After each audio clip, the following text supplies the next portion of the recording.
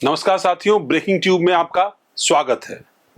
भारत के प्रधानमंत्री यानी हमारे प्रधानमंत्री नरेंद्र मोदी अब से थोड़ी देर बाद यानी ठीक 8 बजे देश को संबोधित करने वाले हैं। देश को उनके संबोधन में क्या कुछ होगा, ये जानना बेहद महत्वपूर्ण होगा।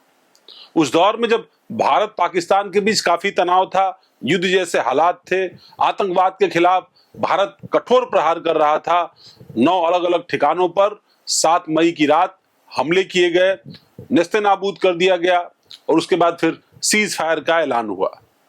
डीजीएमओ के बेसिस पर यानी उनकी बातचीत के आधार पर इस बात का ऐलान किया गया कि फिलहाल युद्ध विराम किया जाए या जो भी स्थितियां हैं उन पर सीज फायर किया जाए। इन तमाम परिस्थितियों को देखते हुए 2-3 अलग अलग तरह के सवाल खड़े हुए, जिनका जवाब शायद प्रधानमंत्री आज अपने उद्बोधन में देंगे। सोशल मीडिया से लेकर तमाम जगहों पर विपक्षी दलों ने उन पर निशाना भी साधा, उनसे सवाल भी पूछे। अब 2 पहलू हैं। एक तो ये कि प्रधानमंत्री सिर्फ विपक्ष के या सोशल मीडिया पर जो नैरेटिव बन रहा है, जो सवाल उठ रहे हैं, उनका जवाब देंगे, या फिर वो बातें कहेंगे जो शायद सेना के अधिकारी पिछले 2-3 दिनों से कह रहे थे। उनके पास कुछ एक्सक्लूसिव मटेरियल है जो वो कहना चाहते हैं।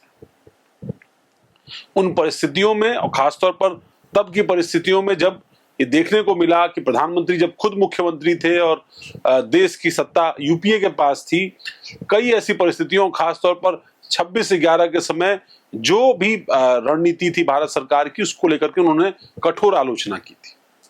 2014 के चुनाव से पहले भी हर चुनावी सभा से लेकर तमाम सारे कार्यक्रमों में प्रधानमंत्री ने यूपीए सरकार की खासतौर पर आतंकवाद को लेकर के जो उनकी कठोर नीति होनी चाहिए थी, उसको लेकर के आलोचना की। अब जब प्रधानमंत्री खुद मुख्यमंत्री पद से हट कर करके प्रधानमंत्री 2014 में हो गए, उनका लंबा कार्यकाल हो गया, तीसरा कार्यकाल उनका चल रहा है, तो ऐसे में उन कदमों को लेकर के बात हो रही है। ये ठीक है कि उरी और पुलवामा के बाद भारत की सेना ने सर्जिकल स्ट्राइक्स की। उन सर्जिकल स्ट्राइक्स को खासतौर पर एक सर्जिकल स्ट्राइक तो 19 के चुनाव से ठीक पहले थी। उन तमाम परिस्थितियों को बीजेपी की सरकार ने, एनडीए की सरकार ने मजबूती से अपने पक्ष में रखा भी और उसका एक इंप्रेशन बना, एक सोशल मीडिया नैरेटिव बना बीजेपी के पक्ष में प्रधानमंत्री नरेंद्र मोदी की छवि को लेकर के। प्रधानमंत्री सख्त छवि के हैं, आतंकवाद बर्दाश्त नहीं करते, इस तरह के मामलों में कठोर निर्णय लेते हैं और उन्होंने कठोर निर्णय लिया। पहली बार सार्वजनिक तौर पर जानकारी में, सबकी जानकारी में सर्जिकल स्ट्राइक्स हुई और उन स्ट्राइक्स में ये कहा गया कि बड़े पैमाने पर क्षति पहुंचाएगी। लेकिन अब तक की स्ट्राइक्स में और ये जो इस बार स्ट्राइक्स हुई, इनमें अंतर ये था कि पिछले बार की जो सारी स्ट्राइक्स थी वो पीओके में हुई और पीओके वो इलाका जिसको हम अपना मानते हैं, भारत का अभिन्न हिस्सा मानते हैं। तो ऐसे में उन स्ट्राइक्स का तो बहुत ज्यादा मोटा मोटी जवाब नहीं आया, लेकिन आतंकवाद की घटनाएं जारी रही और पहलगाम में टूरिस्ट की हुई हत्या, जघन्य हत्या, नरसंहार इसको कह सकते हैं आप, वो जिस तरीके से हुई उसको लेकर कई तरह के सवाल उठे। पहला सवाल उठा 22 अप्रैल को हुई घटना को लेकर के कि घटना हुई तो क्यों हुई, किस तरह की चूक थी, किस तरह की लापरवाही थी, इंटेलिजेंस फेलियर था, सिक्योरिटी लैप्सेस थे और किसी को इसकी जिम्मेदारी लेनी। तो इन तमाम परिस्थितियों में ये उम्मीद की गई कि देश इससे आगे बढ़ेगा, यानी पाकिस्तान को कठोर जवाब देगा। इन परिस्थितियों को लेकर के विपक्ष का भी एक तरीके से समर्थन मिला सरकार को। विपक्षी दलों ने भी सर्वदलीय बैठक और तमाम अलग अलग परिस्थितियों में सरकार को अपने समर्थन की घोषणा की। उन तमाम चीजों के बाद 7 मई की रात भारत की सेना ने पाकिस्तान के अलग अलग हिस्सों में धावा बोल दिया। उसमें पीओके के हिस्से भी शामिल थे और पाकिस्तान के भी हिस्से शामिल थे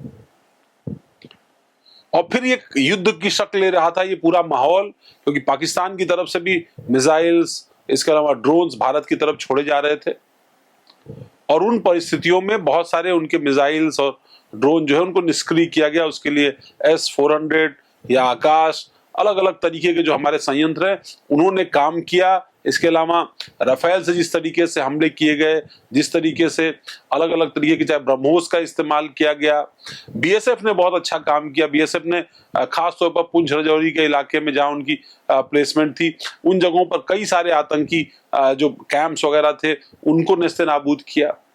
सिक्योरिटी जो है काफी बढ़ाई गई उस इलाके में। हालांकि पुंछ राजौरी में पाकिस्तान की जो कंटिन्यूअस फायरिंग हो रही थी उसके नाते कई सारे लोगों की दुखद मौत भी हुई, कुछ लोग सेना के और जो पैरामिलिट्री फोर्सेस के थे वो शहीद भी हुए। अब जब प्रधानमंत्री देश को संबोधित करने आ रहे होंगे तो उनके मन में भी सवाल होंगे और जनता और विपक्ष के मन में भी सवाल होगा कि पहलगाम की घटना को लेकर के क्या सरकार कुछ जवाबदेही तय करने जा रही है। दूसरा, पाकिस्तान के मामले को लेकर के क्या जो भारत और पाकिस्तान के बीच युद्ध जैसे हालात थे तो क्या उन हालात पर प्रधानमंत्री अपनी टिप्पणी करेंगे। इन सबसे बड़ा सवाल जिसको लेकर के प्रधानमंत्री और उनकी सरकार की घेराबंदी विपक्ष कर रहा है वो है सवाल राष्ट्रपति ट्रंप की भूमिका की। क्योंकि सीज फायर का ऐलान भारत या पाकिस्तान की तरफ से नहीं बल्कि राष्ट्रपति ट्रंप की तरफ से किया गया। अमेरिका के राष्ट्रपति ट्रंप ये भूल गए कि उनकी भूमिका भारत और पाकिस्तान के मामले में केवल एक मित्र राष्ट्र के रूप में हो सकती है। शिमला समझौते के तहत भारत और पाकिस्तान के बीच में कोई तीसरा मध्यस्थ नहीं हो सकता। हालांकि जब युद्ध का अवसर होता है तो फिर ये तमाम संधियां, ये तमाम समझौते, इनका कोई मतलब नहीं रह जाता। भारत ने भी कठोर कार्रवाई करते हुए सिंध समझौता जो है वो तोड़ा और जो है सिंध के पानी का प्रवाह रोका। चिनाब के पानी का भी प्रवाह भारत की तरफ से रोका गया। लेकिन तमाम परिस्थितियों के बावजूद सोशल मीडिया पर पहले सामने आने, इस पूरी लड़ाई को रुकवाने का श्रेय लेने की होड़ में राष्ट्रपति ट्रंप ने ट्वीट किए। पहले ट्वीट में उन्होंने कह दिया कि उन्होंने बात करा दी और बात करा करके युद्ध रुकवा दिया और बहुत ग्लैड हैं और सबका धन्यवाद करते हैं। इन सब के बाद क्लैरिफिकेशन हुआ, भारत की तरफ से भी कुछ आधिकारिक स्तर पर इस बात का क्लैरिफिकेशन किया गया कि नहीं भाई, हमारी डीजीएमओ के स्तर पर बात हुई, पाकिस्तान के डीजीएमओ का फोन आया भारत के डीजीएमओ के पास और उस बातचीत के आधार पर इन चीजों को जो है आगे किया गया। ये तय किया गया कि 5 बजे के बाद से सीज फायर घोषित किया जाए। लेकिन अगले दिन फिर ट्वीट आ गया। राष्ट्रपति ट्रंप ने पहले नहला और अगले दिन दहला, मतलब एक और बात नहीं बता दी। उन्होंने कह दिया कि वो कश्मीर का मुद्दा जो हजारों साल से चला आ रहा है उस मुद्दे को रिजॉल्व करना चाहते हैं। अरे ट्रंप साहब को कौन समझाए, ये कश्मीर का मुद्दा तो 100 साल पुराना भी नहीं है भाई साहब, आप 1000 साल पुराना मुद्दा बता रहे हो। अरे पाकिस्तान भारत की गोद से निकला है, भारत से अलग हुआ है। 47 से पहले पाकिस्तान भारत का हिस्सा था और आप चले 100-1000 साल पुरानी बात बताने की मैं इसको हल करना चाहता हूं। आप कोरिया का मामला हल नहीं कर पाए, आप यूक्रेन और रसिया का मामला अब तक हल नहीं कर पाए, आप ईरान का मामला अब तक हल नहीं कर पाए, और भारत पाकिस्तान का मामला हल करने चले हैं। राष्ट्रपति ट्रंप, आपको पता नहीं है शायद कि भारत में नेतृत्व की एक अलग परंपरा रही है, चाहे पंडित जवाहरलाल नेहरू रहे हों, इंदिरा गांधी रही हों, और या फिर आगे बढ़ते बढ़ते चले आए तो अटल बिहारी वाजपेयी रहे। भारत ने कभी किसी तीसरे मध्यस्थ की भूमिका को स्वीकार नहीं किया है। हम गुट निरपेक्ष दल के यानी गुट निरपेक्ष समूह के अगुआ रहे हैं, जो किसी दल में नहीं हो, किसी हिस्से में नहीं हो सकता है भारत को ऐसा खामियाजा भी उठाना पड़ा भी है इतिहास में, लेकिन हमने विश्व कल्याण की बात की है, वसुधैव कुटुंबकम की बात की है। इसका मतलब ये नहीं कि हमारी छाती पर कोई पिस्तौल रख के चला जाएगा, AK-47 रख के चला जाएगा तो हम चुपचाप देखते रहेंगे। पाकिस्तान ने जरूरत की थी, उसको जवाब दिया गया। लेकिन ये बात सही है कि इसका जवाब अब शायद प्रधानमंत्री को आज देना होगा। प्रधानमंत्री देंगे या नहीं देंगे, या डिप्लोमेटिकली वो अपनी बात कहेंगे या इससे आगे की बात करेंगे, उनके पास ये भी विकल्प है। वो इससे आगे की बात कर सकते हैं कि भारत क्या करने जा रहा है, क्या मन बना रहा है। अब तक जितनी बार भी वो सार्वजनिक तौर पर राष्ट्र के नाम संबोधन देने के लिए आए हैं, वो चाहे GST के समय आए हों, नोटबंदी के समय आए हों, कोविड के समय आए हों, कोविड के अलग अलग चरणों के समय आए हों, हर बार एक निर्णायक बात उन्होंने कही है। निर्णय अच्छा हो बुरा हो, उन्होंने निर्णय लिया है। मुझे लगता है आज भी जब प्रधानमंत्री आएंगे तो कोई निर्णायक बात हो, और इसी बात की अपेक्षा राष्ट्र उनसे करता है। उनकी छवि, उनके राष्ट्र प्रेम पर शायद किसी को संदेह नहीं है, लेकिन इस बात को लेकर के सवाल सबके मन में है कि आखिर वो कौन सी परिस्थिति रही जिन परिस्थितियों में तीसरे देश के राष्ट्रपति ने इस लड़ाई को रुकवाने या इसमें मध्यस्थता करने का क्रेडिट लेने की जरूरत की, और दूसरी परिस्थिति की सीजफायर क्यों करना पड़ा, या हमारे जो लक्ष्य थे वो हमने पा लिए। इसके अलावा पीओके को लेकर के भी सवाल है, क्या भारत उस तरफ किस तरीके से आगे बढ़ने वाला है?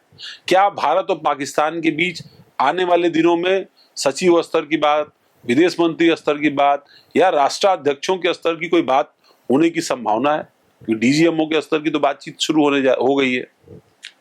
तो इन तमाम पहलुओं पर प्रधानमंत्री से आज उत्तर सुनने या प्रधानमंत्री का पक्ष सुनने की दरकार जरूर होगी। मुझे उम्मीद है कि 8 बजे जब प्रधानमंत्री बोल रहे होंगे तो ये तमाम सवाल जो मेरी तरफ से भी आपके सामने आए और तमाम विपक्ष, तमाम देश की जनता सोशल मीडिया के माध्यम से भी पूछ रही है। मैं ट्रोलर्स को इसमें इनवाइट नहीं करता हूं, क्योंकि ट्रोलर्स का काम ट्रोल करना है, वो अच्छा बुरा सब ट्रोल करते हैं। पर यह बात सही है कि परिस्थितियां सामने आई हैं, इन परिस्थितियों में जवाबदेही, जिम्मेदारी और निशानदेही सब कुछ करना होगा। प्रधानमंत्री नरेंद्र मोदी को 8 बजे सुनने का सबको इंतजार रहेगा।